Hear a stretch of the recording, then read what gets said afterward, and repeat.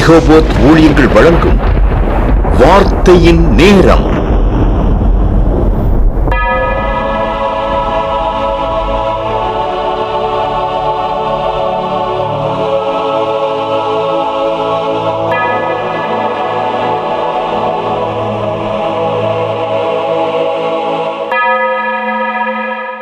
ஆராய்ந்து முடியாத பெரிய காரியங்களையும் எண்ணி முடியாத அதிசயங்களையும் செய்கின்ற சர்வ வல்லமையுள்ள தேவனுக்கே துதியும் கனமும் மகிமையும் மாட்சிமையும் புகழும் என்றென்றைக்கும் உண்டாயிருப்பதாக.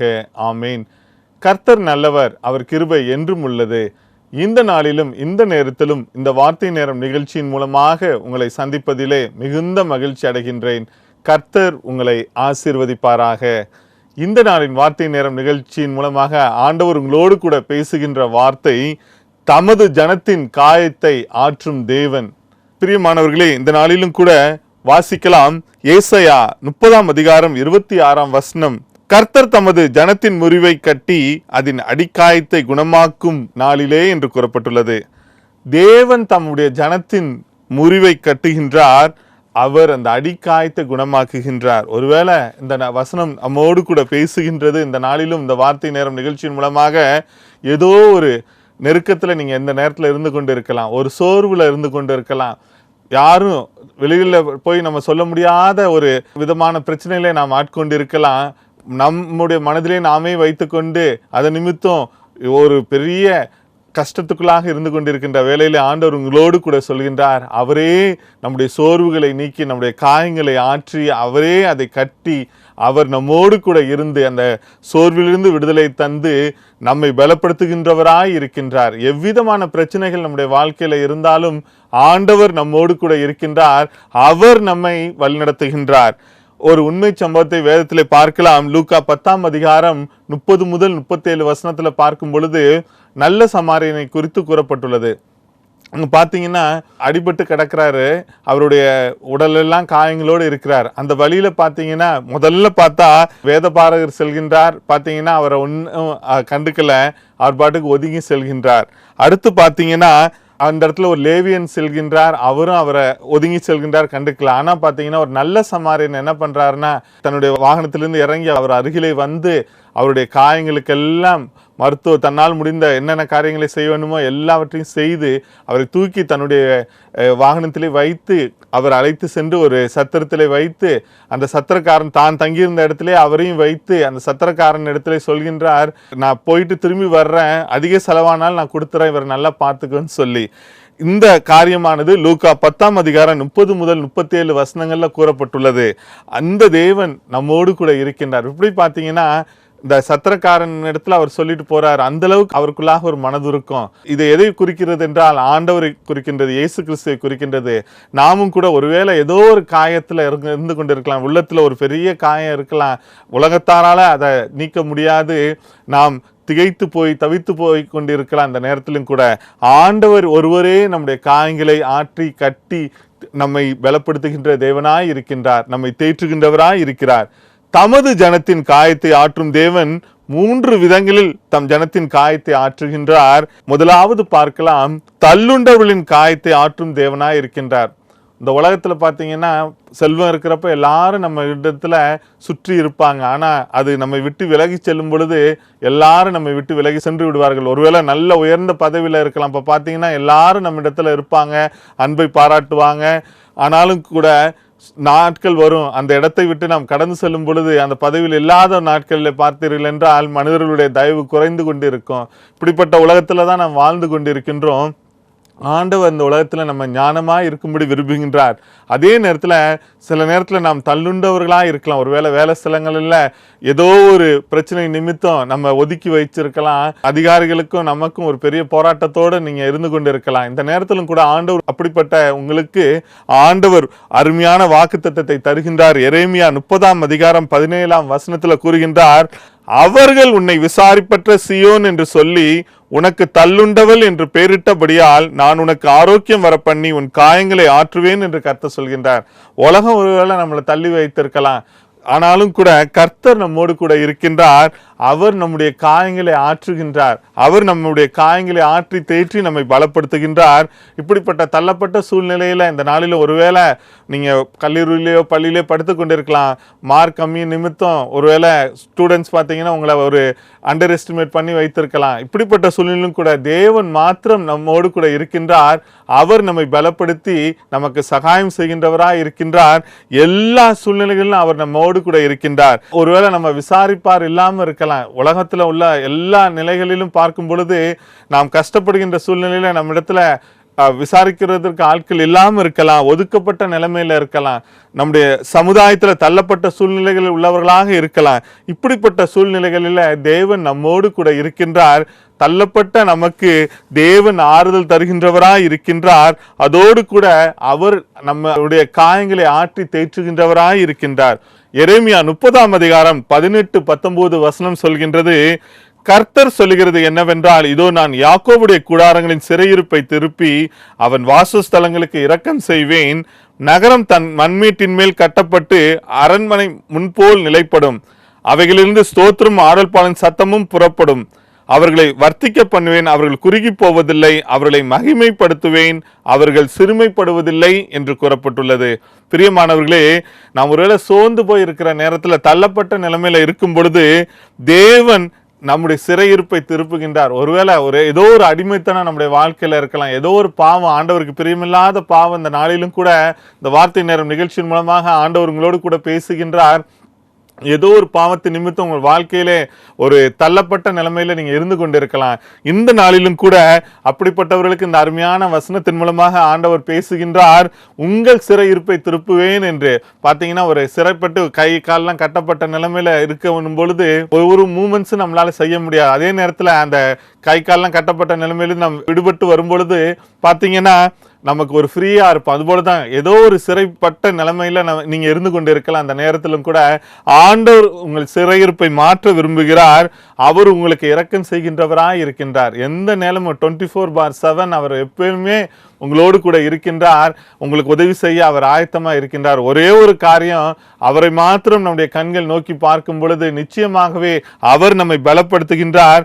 நம்முடைய இழந்து போன எல்லா நிலைமையிலிருந்து அவர் நம்மை உயர்த்தி நம்மை கட்டி எழுப்புகின்றார். பாத்தீங்கன்னா அவருடைய அன்பிலே நாம் வளரும் பொழுது, இந்த தள்ளப்பட்ட சூழ்நிலையிலிருந்து நாம் விடுபட்டு எழும் பொழுது நிச்சயமாகவே நம்முடைய வாயிலிருந்து துதி ஸ்தோத்திரங்கள் ஏறெடுக்கப்படும். அவர் நம்மை பெருக செய்கின்றார், நம்மை மகிமைப்படுத்துகின்றார். அப்படிப்பட்ட தேவன் இந்த நாளிலும் கூட நம்மோடு கூட இருக்கிறார். அதனால நம்ம இந்த நாளில் என்னை தள்ளி வைத்திருக்கிறார்களே, இந்த உலகம் என்ன எதுக்குமே ஓடு கூட இணைந்திருக்க மாட்டேன்றே என்ற ஒரு சூழ்நிலையில நீங்க இருந்து கொண்டு இருக்கலாம்.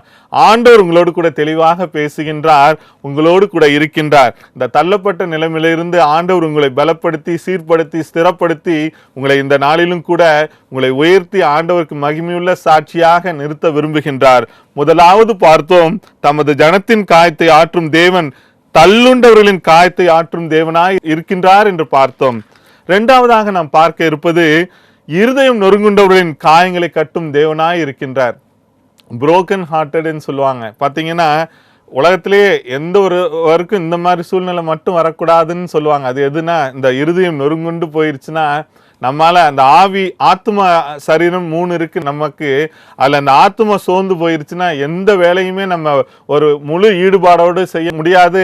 அதோடு கூட நம்முடைய வாழ்க்கையில எல்லாமே ஒரு பின்தங்கிய நிலைமையில இருக்கும். எந்த நிலைமையிலும் ஒரு ஸ்டெப் முன்னேறி செல்ல முடியாத ஒரு சூழ்நிலை இருக்கும். அப்படிப்பட்ட காரியங்களிலிருந்து ஆண்டவர் நமக்கு விடுதலை தருகின்றவராய் இருக்கின்றார். சங்கீதம் 147:3 இவ்வாறு கூறுகின்றது, இருதயம் நொறுங்குண்டவர்களை குணமாக்குகிறார், அவர்களுடைய காயங்களை கட்டுகிறார் என்று கூறப்பட்டுள்ளது. ஒருவேளை நாம இந்த நாளிலும் கூட இந்த வார்த்தை நேர நிகழ்ச்சியை கேட்டுக்கொண்டிருக்கும் பொழுது உங்களுடைய உள்ளத்துல நீங்க நினைத்து கொண்டிருக்கலாம், நான் ஏன் இந்த உலகத்துல வாழ்றேன், எதுக்காக வாழ்றேன், எல்லாமே நான் நினைத்தபடி எதுவுமே நடக்கல இந்த உலகத்துல, அப்படிப்பட்ட வாழ்க்கையில நான் எதற்காக நான் வாழ வேண்டும் என்று ஒரு மரணத்தை தழுவுகின்ற ஒரு சூழ்நிலை இல்ல நீங்க எண்ணிக்கொண்டிருக்கலாம். ஆனாலும் கூட இந்த வார்த்தை நேரம் நிகழ்ச்சியின் மூலமாக ஆண்டவர் உங்களோடு கூட பேசுகின்றார். நானே உயிர்த்தெழுதலும் ஜீவனுமாய் இருக்கிறேன் என்று இயேசு சுவாமி சொல்கின்றார். என்னை நீ கூப்பிடு, அப்பொழுது நான் உனக்கு எட்டாதும் விளங்காதமான பெரிய காரியங்களை உன் வாழ்க்கையிலே நான் செய்வேன் என்று கூறுகின்றார். அப்படிப்பட்ட தேவன் இந்த நாளிலும் கூட நமக்காக அவர் சிலுவையிலே அறையப்பட்டார். பாத்தீங்கன்னா அவருடைய வாழ்க்கையில பார்க்கும் பொழுது அவர் இந்த உலகத்துல 33 ஆண்டுகள் வாழ்ந்தார். வாழ்ந்து அந்த 3 ஆண்டுகள் அவருடைய ஊழியத்தை செய்தார், மரித்தார், 3ஆம் நாள் உயிர் தெழுந்தார். அந்த மரணம் பார்த்தீங்கன்னா அவருடைய இரத்தத்தினால நம்ம கழுவும்படியான மரணமா இருந்தது. ஏன்னா 39 முறை அவரை வாரினால் முதுகிலே அடித்தார்கள். அதன் மூலமாக ரத்தம் வந்தது. தலையில முள்முடி கிரீடங்களை வைத்தார்கள், அதிலிருந்து ரத்தம் வழிந்தோடியது. 2 கரங்களிலே ஆணிகளால் அடிக்கப்பட்டார், அந்த கரங்களிலிருந்து ரத்தம் வந்தது. அவருடைய கால்களிலே ஆணிகள் எல்லாம் அடிக்கப்பட்டது நிமித்தம் கால்களிலிருந்து ரத்தம் வந்தது. ஈட்டினால் குத்தப்பட்டார் அவர், அவருடைய விழாவிலிருந்து ரத்தம் வந்தது.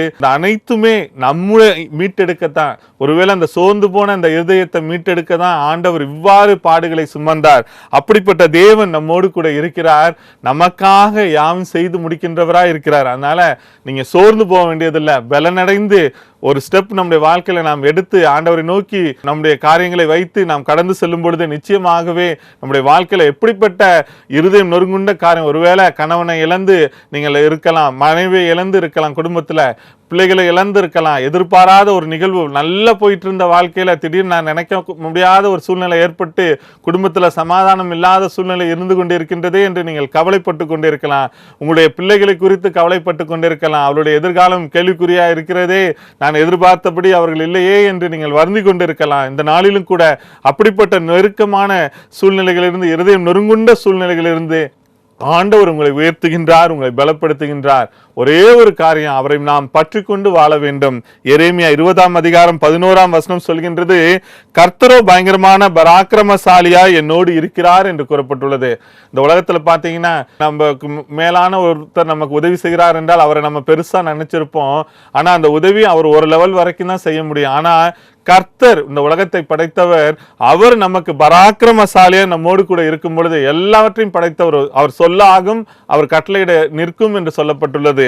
அப்படிப்பட்ட தேவன் நம்மோடு கூட இருக்கும் பொழுது எவ்விதமான இருதய நொறுங்குண்ட காரியங்களிலிருந்தும் ஆண்டவர் நம்மோடு கூட இருக்கிறார். அந்த சூழ்நிலையில் நம்மோடு கூட இருக்கிறார். ஒருவேளை கடவுள் கைவிட்டார் நீங்க நினைத்து கொண்டிருக்கலாம், ஆனா அவர் கைவிடவில்லை, அவர் உங்களோடு கூட இருக்கிறார். நான் உன்னை விட்டு விலகுவதும் இல்லை, உன்னை கைவிடுவதும் இல்லை என்ற வாக்குத்தத்தத்தை தந்து இந்த நாளிலும் கூட அவர் நம்மோடு கூட இருக்கின்றார்.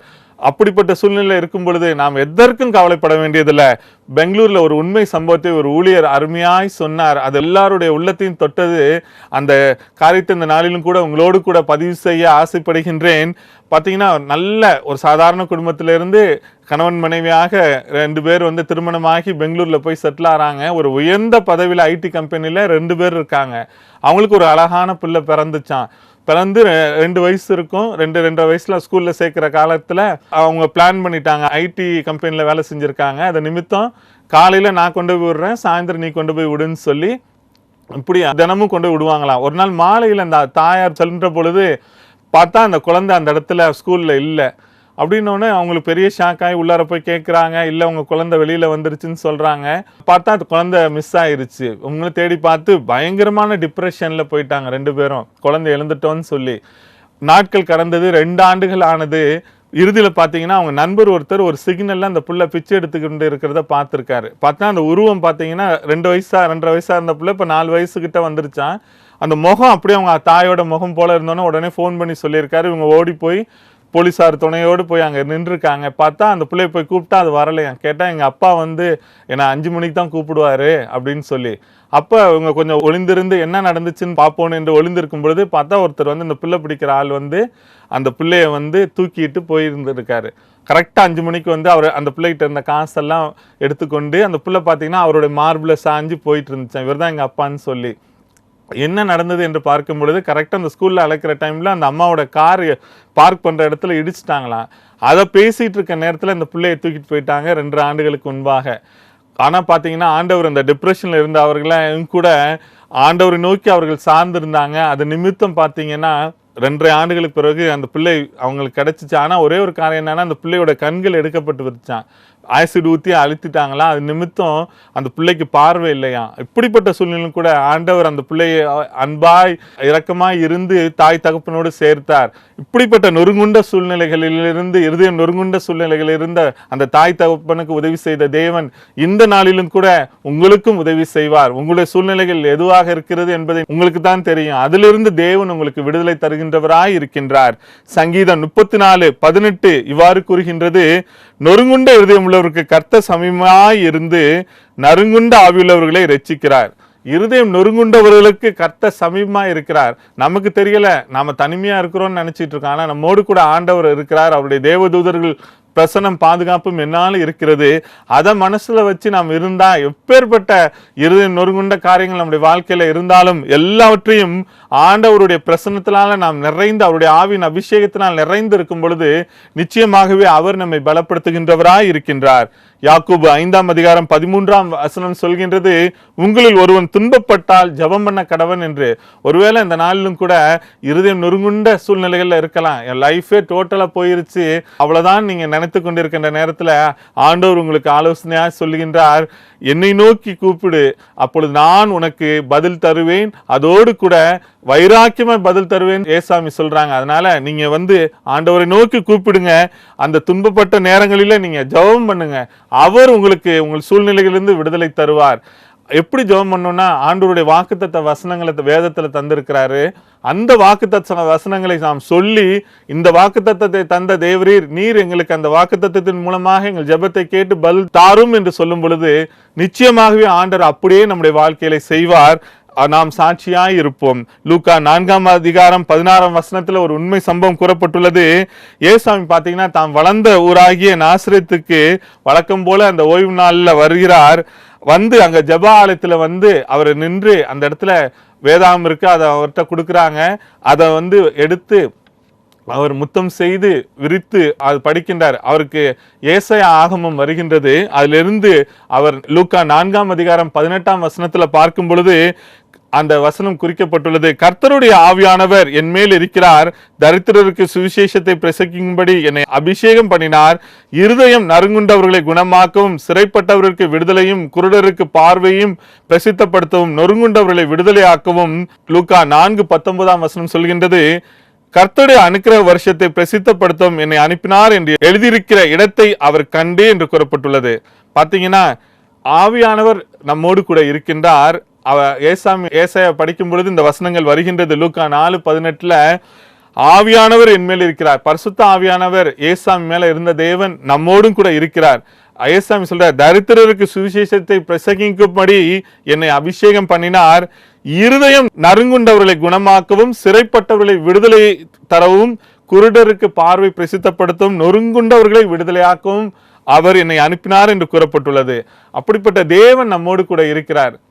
அதான் அந்த இடத்துல இந்த வசனம் சொல்கின்றது, ஏசாமி அந்த உலகத்துக்கு தேவன் அனுப்பினதற்கு காரணமே நம்முடைய நொறுங்குண்ட இருதயத்தை அவர் தேற்றும்படியாக தான் அழைத்திருக்கின்றார். அப்படிப்பட்ட தேவன் நம்மோடு கூட இருக்கிறார். அதனால எல்லாவற்றுக்கும் நாம் ஸ்தோத்திரத்தோடு ஏசாமியின் மூலமாக ஆண்டவரை நோக்கி நாம் பார்க்கும் பொழுது நிச்சயமாகவே நம்முடைய வாழ்க்கையில எவ்விதமான நொறுங்குண்ட சூழ்நிலைகள், இருதயம் நறுங்குண்ட சூழ்நிலைகள் இருந்தாலும் தேவன் விடுதலை தருகின்றார்.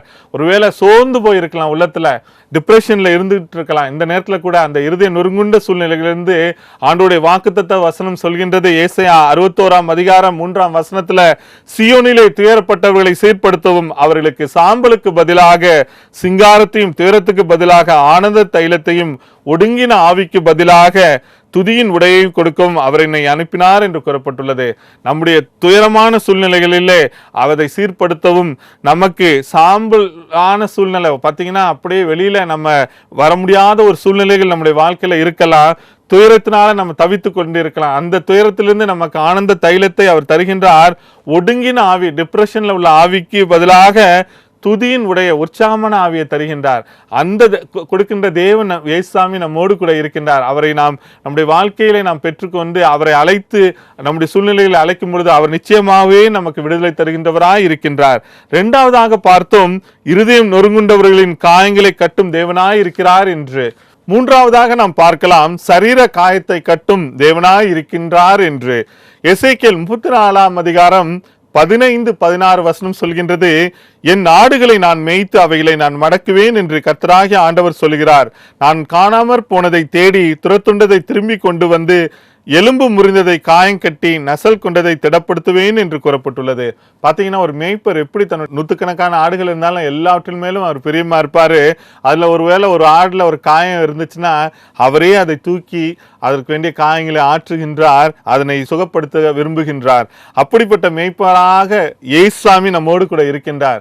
ஒருவேளை இந்த நாளிலும் கூட நம்முடைய சரீரத்துல ஏதோ ஒரு வியாதி நம்மை பலவீனப்படுத்தி கொண்டிருக்கலாம். தாங்க முடியாத பிரச்சனை, எத்தனையோ முறை மருத்துவர் இடத்துல சென்று விட்டேன், ஆனாலும் எனக்கு விடுதலை கிடைக்கவில்லையே என்று நீங்கள் கவலைப்பட்டு கொண்டிருக்கலாம். இந்த நாளிலும் கூட அருள்நாதர் இயேசு உங்களுக்கு சுகத்தை தருகின்றார். வேதத்துல பார்க்கும் பொழுது மத்தேயு 8ஆம் அதிகாரம் 1 முதல் 3 வசனங்கள்ல அவர் மலையிலிருந்து இறங்கின போது திரளான ஜனங்கள் அவருக்கு பின் சென்றார்கள். அப்பொழுது குஷ்டரோகி ஒருவன் வந்து அவரை பணிந்து, ஆண்டவரே, உமக்கு சுத்தமானால் என்னை சுத்தமாக்க உம்மால் ஆகும் என்றார்.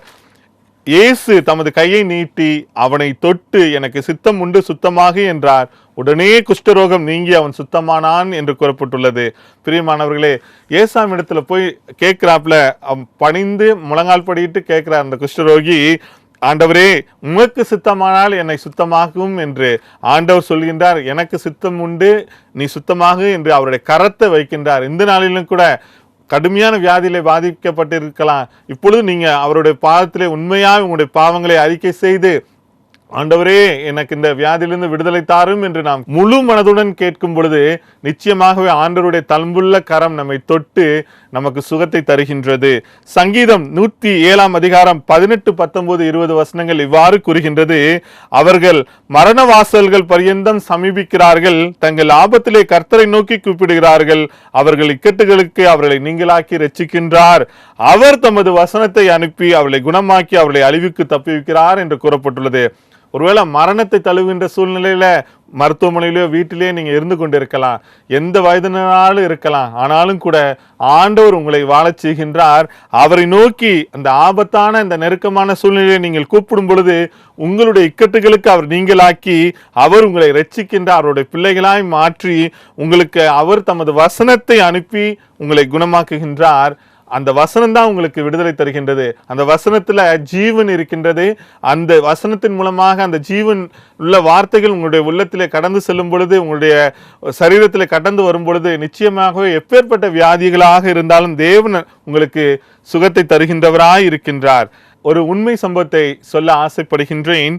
ஜேக் ஹைஃபோர்ட் என்ற ஒரு அருமையான தேவ மனிதர் இருந்தார். அவர் பார்த்தீங்கன்னா அவருடைய வாழ்க்கையில் அவர் பிறந்தப்ப கழுத்தானது சுளுக்கு மாதிரி இது பண்ணி சரியா இல்லை. அப்போ அவங்களுடைய தாய் தகப்பன் என்ன பண்றாங்கன்னா, போய் அவரை ஒரு சர்ச்சில் வச்சு ஜெபம் பண்றாங்க. அங்க இருக்கின்ற அவங்களுக்கு தெரிஞ்சவங்க சொல்றாங்க, நீங்க போய் அங்க வச்சு ஜெபம் பண்ணுங்க, சுகம் கிடைக்குன்னு. ஃபோர் ஸ்கொயர் சர்ச் என்ற ஒரு சர்ச் இருக்கிறது கலிபோர்னியாவில். அங்க போய் ஜெபம் பண்றாங்க. பண்ணும்பொழுது அந்த பாஸ்டர் உருக்கமாக ஜெபம் பண்றார். ஜெபம் பண்ணிட்டு பார்த்தீங்கன்னா போய் வீட்டுக்கு போறாங்க. பார்த்தா அந்த குழந்தை வந்து சரியாகி விட்டது. அவங்களுக்கு பெரிய சந்தோஷம். முதல்ல 2 பேரும் பார்த்தீங்கன்னா அவங்க தாய் தகப்பன் ஆண்டவரை அறியாதவர்களாக இருந்தார்கள். இந்த பிள்ளைக்கு நடந்த சுகத்தின் நிமித்தம் தேவனை அறிந்து கொண்டார்கள். அடுத்து பார்த்தீங்கன்னா அவருக்கு இது வந்து நடந்தது 1 வயசுல. பார்த்தீங்கன்னா 3வது வயசுல பார்க்கும்போது அவருக்கு போலியோ அட்டாக் வந்துடுது. முற்றிலும் அவர் ஒரு வேலையும் செய்ய முடியாதபடி இருக்கின்றார். அந்த வயசுலும் கூட அவரை அழைத்து செல்கின்றார்கள். அந்த சபையில் உள்ள மூப்பர்கள் எண்ணெய் பூசி ஜெபம் பண்றாங்க. அதன் மூலமாக அவருக்கு ஒரு பெரிய விடுதலை கிடைக்கின்றது. பின்னால் ஒரு பெரிய ஊழியராய் அவர் வருகின்றார். டாக்டர் வாட்சன் டீஃபோர்ட் என்ற அந்த பாஸ்டர் பார்த்தீங்கன்னா அவர் சாட்சி சொல்றார் இந்த இதை குறித்து. இந்த குழந்தை எந்த அளவுக்கு வளர்ந்து இவ்வளவு பெரிய போலியோ பிரச்சனை இருந்துச்சு, கழுத்து பிரச்சனை இருந்துச்சு, இதிலிருந்து அவர் விடுதலை தேவன் தந்து சாட்சியா இந்த உலகத்தில் வைத்தார் என்று கூறுகின்றார். God heals in 3 different ways. பார்த்தீங்கன்னா ஆண்டவர் 3 விதத்துல சுகங்களை தருகின்றார். ஒன்று வந்து பை நேச்சுரல் மீன்ஸ், ஆட்டோமேட்டிக்கா பார்த்தீங்கன்னா நடக்கும். By medical means, by prayer. 3 காரியத்தின் மூலமாக தேவன் சுகத்தை தருகின்றார். பார்த்தீங்கன்னா நேச்சுரலா சாதாரணமாக நடக்கக்கூடியதா இருக்கலாம், மருத்துவத்தின் மூலமாக நடக்கக்கூடியதாக இருக்கலாம், 3வது ஜபத்தின் மூலமாக. இந்த காரியங்கள் எல்லாம் நம்முடைய வாழ்க்கையில் நடக்கும் பொழுது அதை எல்லாவற்றையும் செய்கின்ற தேவன் தான். இறுதியாக ஜபத்தின் மூலமாக தேவன் எல்லாவற்றையும் மேற்கொண்டு நமக்கு சுகத்தை தருகின்றார். எப்படி நாம் ஆண்டவரிடத்தில் சுகம் பெறுகின்றோம் என்றால் 1 பேதுரு 2ஆம் அதிகாரம் 24ஆம் வசனம் சொல்கின்றது, நாம் பாவங்களுக்கு செத்து நீதிக்கு பிழைத்திருக்கும்படிக்கு அவர்தாமே தமது சரீரத்திலே நம்முடைய பாவங்களை சிலுவையின் மேல் சுமந்தார், அவருடைய தழும்புகளால் குணமானீர்கள் என்று கூறப்பட்டுள்ளது. அவருடைய தழும்புள்ள கரத்தினால்தான் நாம் சுகம் அடைகின்றோம். அவருடைய சரீரத்தில் உள்ள தழும்புகளால் நாம் சுகமாகின்றோம். அந்த சுகத்தை நாம் பெற்றுக்கொள்ள வேண்டும். இந்த நாளிலும் கூட எப்பேற்பட்ட வியாதியோ எந்த பலவீனமோ நம்முடைய வாழ்க்கையில் இருந்தாலும் நாம் அவரை நோக்கி பார்க்கும் பொழுது அவர் சுகத்தை தருகின்றார். ஏசாயா 53ஆம் அதிகாரம் 5ஆம் வசனம் சொல்லுகின்றது, நம்முடைய மீறுதல் நிமித்தம் அவர் காயப்பட்டு நம்முடைய அக்கிரம நிமித்தம் அவர் நொறுக்கப்பட்டார், நமக்கு சமாதானத்தை உண்டு பண்ணும் ஆக்கினை அவர் மேல் வந்தது, அவருடைய தழும்புகளால் குணமாகிறோம் என்று. அவருடைய தழும்புகளால் மாத்திரம்தான் நாம் குணமடைய முடியும். அத்தகைய தேவன் நம்மோடு கூட இருக்கின்றார். அந்த அருள்நாதர் இயேசுவை நாம் கூப்பிடும் பொழுது எந்த வியாதியோ எந்த பலவீனமோ நம்முடைய சரீரத்தில் இருந்தாலும் அந்த சரீரத்தில் உள்ள காயத்தை அவர் கட்டி நமக்கு சுகத்தை தருகின்றார். 3 காரியங்களிலே தேவன் நம்முடைய காயத்தை ஆற்றும் தேவனாய் இருக்கிறார் என்று பார்த்தோம். தள்ளுண்டவர்களின் காயத்தை ஆற்றும் தேவனாய் இருக்கின்றார். இருதயம் நொறுங்குண்டவர்களின் காயங்களை கட்டும் தேவனாய் இருக்கின்றார். சரீர காயத்தை கட்டும் தேவனாய் இருக்கின்றார் என்று பார்த்தோம். இறுதியாக ஆண்டவர் உங்களுக்கு வாக்குத்தத்தமாய் கொடுக்கின்றார். சகரியா 10ஆம் அதிகாரம் 6ஆம் வசனம் சொல்கின்றது, நான் அவர்களுக்கு இறங்கினேன், அவர்கள் என்னால் ஒரு காலம் தள்ளிவிடப்படாதவர்களைப் போல இருப்பார்கள். நான் அவர்களுடைய தேவனாகிய கர்த்தர், நான் அவர்களுக்கு செவி கொடுப்பேன் என்று கூறுகின்றார். தேவனே நமக்காக இறங்கின்றார். அவர் நமக்கு இறங்கி நம்மை தள்ளிவிடாமல் அவர் நமக்கு நம்முடைய என்ன காரியத்தை ஆண்டவரிடத்துல நாம் ஒருவேளை எந்த விதமான தள்ளுண்ட நிலைமையில இருந்தாலும், இருதயம் நொறுங்குண்ட நிலைமையில இருந்தாலும், சரீரத்துல காயத்தோடு அதாவது சுகவீனத்தோடு இருந்தாலும், எல்லாவற்றிலும் தேவன் நமக்காக இறங்கி அவர் நமக்கு உதவி செய்து நம்முடைய ஜெபத்தை கேட்டு நமக்கு விடுதலை தருகின்றார். ஆதலால் அவரை மாத்திரம் நாம் நோக்கி பார்க்கும் பொழுது, அந்த அருள்நாதர் இயேசுவை நம்ம கண்கள் நோக்கி பார்க்கும் பொழுது அவருடைய கண்களும் நம்மை நோக்கி இருக்கும், நமக்கு விடுதலை தரும். கர்த்தர் உங்களை ஆசீர்வதிப்பாராக. ஆமீன்.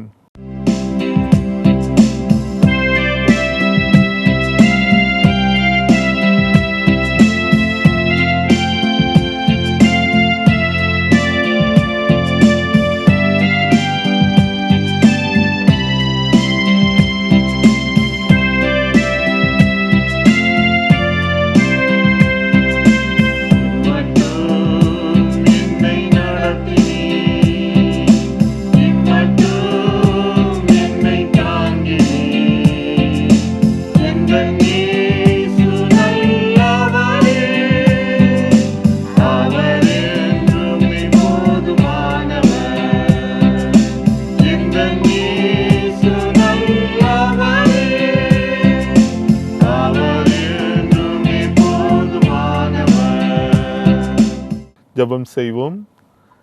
அன்புள்ள இயேசு சுவாமி, அப்பா பிதாவே, இந்த வார்த்தை நேரம் நிகழ்ச்சியின் மூலமாக தமது ஜனத்தின் காயத்தை ஆற்றும் தேவன் என்ற வார்த்தையின் மூலமாக உம்முடைய பிள்ளைகளோடு நீர் பேசினதற்காய் நன்றி தகப்பனே. தள்ளுண்டவர்களின் காயத்தை ஆற்றும் தேவனாய் இருப்பதற்காய் நன்றி. இருதயம் நொறுங்குண்டவர்களின் காயத்தை ஆற்றும் தேவனாய் இருப்பதற்காய் நன்றி. சரீர காயத்தை கட்டும் தேவனாய் இருப்பதற்காய் நன்றி செலுத்தி ஜெபிக்கிறோம் சுவாமி. இந்த நாளிலும் கூட அப்பா, இந்த வார்த்தை நேரம் நிகழ்ச்சியின் மூலமாக ஒவ்வொருவரையும் பொழுதும் நீர் உம்முடைய தழும்புள்ள கரத்தினாலே தொடுவதற்காய் நன்றி சுவாமி. யார் யார் இந்த நேரத்தில் கூட உம்மை நோக்கி பார்க்கின்றார்களோ எல்லோருக்கும் உம்முடைய தெய்வீக சுகத்தை, தெய்வீக உன்னத பலத்தை நீர் பரலோகத்திலிருந்து தருவதற்காய் நன்றி. நான் உன்னை விட்டு விலகுவதும் இல்லை, உன்னை கைவிடுவதும் இல்லை என்ற வாக்குத்தத்தத்தை தந்து நன்மையான எந்த ஈவும் பூரணமான எந்த வரமும் பரத்திலிருந்து உண்டாகி ஜோதிகளின் பிதாவின் இடத்திலிருந்து இறங்கி வருகிறது. அவரிடத்தில் யாதொரு மாறுதலும் யாதொரு வேற்றுமை நிழலும் இல்லை சொன்னீங்களப்பா. இப்பொழுதும் பரலோகத்திலிருந்து எல்லா நன்மைகளையும் நீர் இப்பொழுது தருவதற்காய் நன்றி செலுத்தி ஜெபிக்கிறோம் பா. இந்த நேரத்திலும் கூட சிறு பிள்ளைகளுக்காய், வாலிப பிள்ளைகளுக்காய் ஜெபிக்கிறோம். படிக்கின்ற காலங்களிலே உடைய பாதுகாப்பின் கரம், உடைய ஞானத்தின் ஆவி அவர்களோடு தங்கியிருந்து காத்துக்கொள்ளுங்கப்பா. வேலைக்காய் காத்திருக்கின்ற பிள்ளைகளுக்கு நல்ல வேலை வாய்ப்பை தந்து காத்துக்கொள்ளுங்க. அதுபோல இந்த நாளிலும் கூட திருமணத்திற்காய் காத்திருக்கின்ற பிள்ளைகளுக்கு நல்ல திருமண வாழ்வை தாங்க சுவாமி. உம்முடைய பரலோகத்திலிருந்து நீர் அவர்களுக்கு நல்ல வரன்களை தந்து இதன் மூலமாக அவர்கள் வாழ்க்கை கட்டப்பட்டு ஆசீர்வதிக்கப்பட கிருபை தர வேண்டும் என்று ஜெபிக்கிறேன் அப்பா. இப்பொழுதும் கூட சுவாமி, யார் யார் வியாதியிலே கஷ்டப்பட்டு கொண்டிருக்கின்றார்களோ, மருத்துவமனையிலோ வீடுகளிலோ எல்லோருக்கும் என் தேவன் இப்பொழுதும் ஒரு விசையை இறங்கி நான் அவர்களுக்கு சௌக்கியம் ஆரோக்கியம் வரப்பண்ணி அவர்களை குணமாக்கி அவர்களுக்கு பரிபூர்ண சமாதானத்தையும் சத்தியத்தையும் வெளிப்படுத்துவேன் என்று சொன்ன தேவரே, பரலோகத்திலிருந்து உம்முடைய சமாதானத்தையும் உம்முடைய ஆரோக்கியத்தையும் தந்து அவர்கள் வாழ்விலே எவ்வித கொடிய வியாதிகளாக இருந்தாலும் எல்லாவற்றிலும் இருந்து இயேசு கிறிஸ்துவின் தழும்புள்ள கரம் தொட்டு சுவாமி உம்முடைய கரத்தினாலே அவர்கள் சுகத்தை பெற்றுக்கொள்ளத்தக்கதாக நிதாமே கிருபை பாராட்டுவதற்காய் நன்றி செலுத்தி ஜெபிக்கிறோம் ஐயா. தொடர்ந்து பண கஷ்டத்திலே இருக்கின்றவர்களுக்காக விசேஷமாய் ஜெபிக்கிறேன். என் தேவன் தம்முடைய ஐஸ்வரியத்தின்படி பரலோகத்திலிருந்து நீர் அவர்களுக்கு அந்த கஷ்டங்களை நீக்கி நீதாமே வழிவாசலை திறந்து காத்துக்கொள்ள வேண்டும் என்று ஜெபிக்கிறோம் அப்பா. இந்த நாளிலும் கூட குடும்பத்திலே சமாதானம் இல்லாதவர்களுக்கு உம்முடைய தெய்வீக சமாதானத்தை தாங்க. வயோதிப காலத்திலே குடும்பங்களிலே இருக்கின்றவர்களுக்கு நீரே பாதுகாப்பும் அரணுமாய் இருந்து காத்துக்கொள்ள வேண்டும் என்று ஜெபிக்கிறேன் சுவாமி. இந்த வார்த்தை நேரம் நிகழ்ச்சியின் மூலமாக என்னென்ன காரியங்களை உம்முடைய பிள்ளைகள் கேட்கிறார்களோ எல்லாவற்றையும் பரலோகத்திலிருந்து தந்து காத்துக்கொள்ள வேண்டும் என்றும் எல்லா அந்தகார வல்லமையிலே மேற்கொண்டு சகல வாக்கு தத்தங்கள் சுதந்திரமாக்கி ஜெபங்களை கேட்கின்ற அற்புதங்களை செய்கின்ற இயேசுவின் நாமத்தினாலே ஜெபிக்கிறோம் ஜீவனுள்ள நல்ல பிதாவே. ஆமேன், ஆமேன்.